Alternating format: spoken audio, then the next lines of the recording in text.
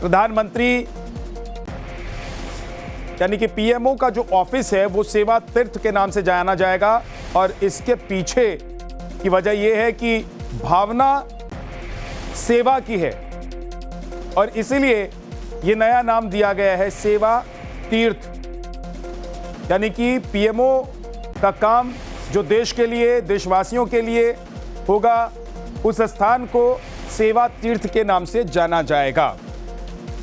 अमित कुमार हमारे साथ जुड़ गए हैं।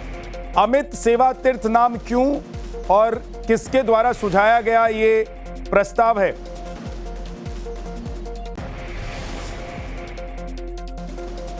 तो बड़ी खबर इस वक्त की, पीएमओ अब सेवा तीर्थ के नाम से जाना जाएगा और इसके पीछे की वजह यह कि सेवा की भावना, देश के प्रति समर्पण और देशवासियों के लिए काम करने की वजह से इसका नामांकन किया गया है। सेवा तीर्थ पीएमओ का नाम रखा गया है, जिसमें आप समझ सकते हैं कि इसके पीछे की वजह, इसके पीछे का जो लॉजिक है वो क्या है।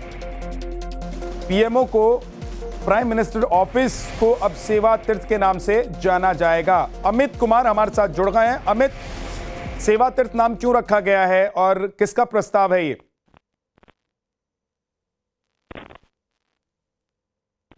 सवाल दोहराएंगे? अमित, सेवा तीर्थ ही नाम क्यों रखा गया है और इसके पीछे की लॉजिक, इसके पीछे का लॉजिक क्या है? किसने ये नाम सुझाया?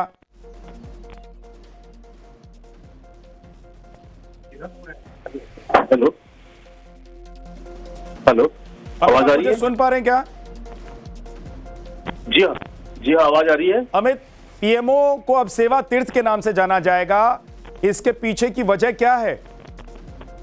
देखिए, सबसे बड़ी बात कि प्रधानमंत्री ने, अगर आप देखें तो कई ऐसी चीजों को बदला गया है। जैसे राजभवन का नाम बदलकर लोक भवन किया गया है, कर्तव्य पथ किया गया है।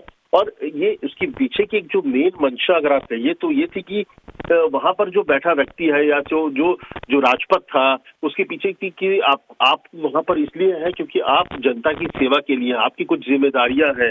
और इसीलिए वहां पर बैठा व्यक्ति खुद को राजा नहीं समझ सकता है, वो जनता का मालिक नहीं समझ सकता है, उसके भीतर वो सेवा भाव होनी चाहिए। और इसीलिए देखिए, लोक कल्याण मार्ग किया गया था जब 2016 में बदल करके। तो उसके पीछे था कि अब जो मकसद है, जो प्रधानमंत्री है जो उस घर में रहेंगे, जो उस दफ्तर में रहेंगे, काम करेंगे, उनका काम, उनकी भावना सेवा की होगी। और तभी आप जन कल्याण के कामों में अपने आप को जोड़ पाएंगे, आप गरीबों की चिंता करेंगे, क्योंकि आपका मकसद जो है वो लोगों की सेवा भाव होगी। और इसीलिए मुझे लगता है इसके पीछे जो असली वजह है ये यही है कि ये परिवर्तन जो दिया गया है ताकि भारतीय लोकतंत्र में जो एक शक्ति की जिम्मेदारी और पद से सेवा को चुन रहा है उससे हटाना है। ये जो, क्योंकि हमेशा पावर को एक शक्ति के तौर पर देखा गया कि मैंने जो, अगर आप प्रधानमंत्री हैं या देश के केंद्रीय मंत्री हैं तो आपके भीतर एक ताकत जो आती है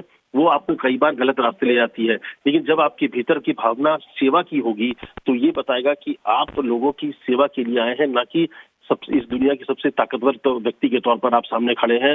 तो इसीलिए मुझे लगता है इस नाम जो बदला गया उसके पीछे की जो वजह है उसको ये माना जाता है। अमित, ये कहते भी हैं कि नाम का प्रभाव आपके व्यक्तित्व पर होता है और बार बार जब किसी नाम से आपको पुकारा जाता है तो उसका असर भी आपके व्यक्तित्व पर दिखाई देता है। ठीक वही मकसद, वही मंशा कि अगर पीएमओ को सेवा तीर्थ के नाम से पुकारा जाएगा, बोला जाएगा, तो इसमें जो सेवा की भावना निहितार्थ है उस भावना को लोग समझ पाएंगे।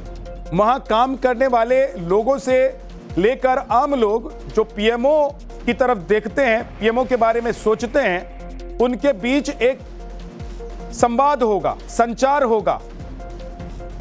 बहुत बहुत शुक्रिया अमित इस पूरी जानकारी के लिए आपका।